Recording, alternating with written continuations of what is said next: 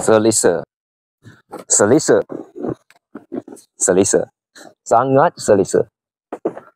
Hai, video ini tak ada benda lucu, tak ada amoy cantik. Sila skip.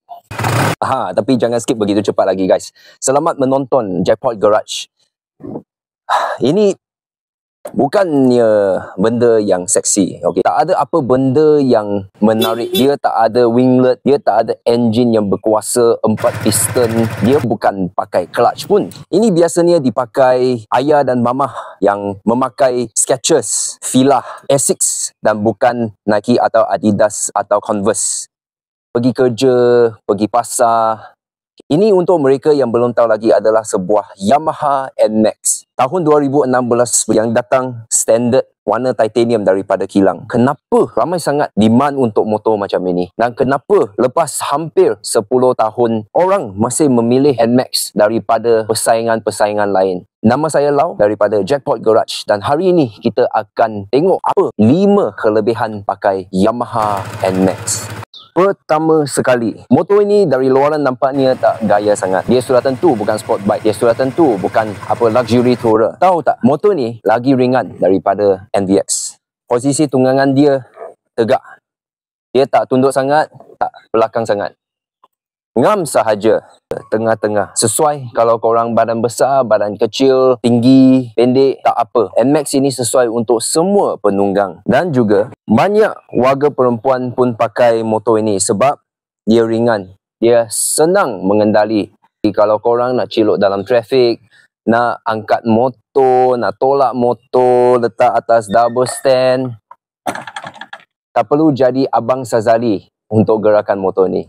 Dan juga seat dia lagi rendah daripada Ego Avantis. Untuk penumpang belakang, rasanya macam naik X-Max. Boleh pegang, seat lebar. Kalau bontot besar sedikit pun tak apa. Kelebihan kedua, motor ni dapat hampir 40 km setiap liter minyak jimat petrol. Tapi tak semestinya jimat power. Motor ni dapat 15 horsepower dan torque hampir sebanyak 15 Nm. Pikap atas jalan sangat mengejutkan. Boleh santai, boleh highway. Getaran 90 km sejam pun tak ada.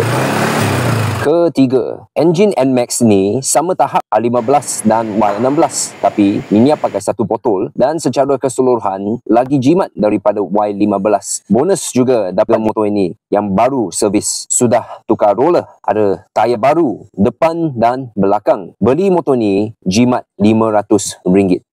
Kelebihan seterusnya, ruang simpanan pun sangat memuaskan. Motor ni ada cukup ruang untuk letak helmet, notebook, laptop, benda office. Ada top box juga dekat belakang. Kalau helmet tak letak sini, nak buat kasut, baju hujan, sini pun boleh. Lepas tu ada juga laci, boleh letak handphone. Senang saja sorok sini. Kalau korang yang duduk taman berpagar, boleh je letak kunci dan kad. Dengan ruang simpanan yang besar, motor ini bukan sahaja boleh buat urusan harian, bahkan juga boleh buat touring. Kelebihan antara yang paling besar adalah harganya berharga lebih kurang RM9,000. Ini sewaktu tahun 2016 bila pilihan dalam pasaran terhad kepada PCX yang 10 lebih ribu, Vespa 15 lebih ribu atau buatan China dan Taiwan yang tidak dinamakan sebab sudah disingkir, sudah dilupakan pasaran Malaysia. Kebaikan beli jentera ini adalah harga second hand sekarang RM5,255 sahaja. Bagi motor 2016 yang mileage rendah sebegitu, 20 lebih ribu sahaja, baloi lah.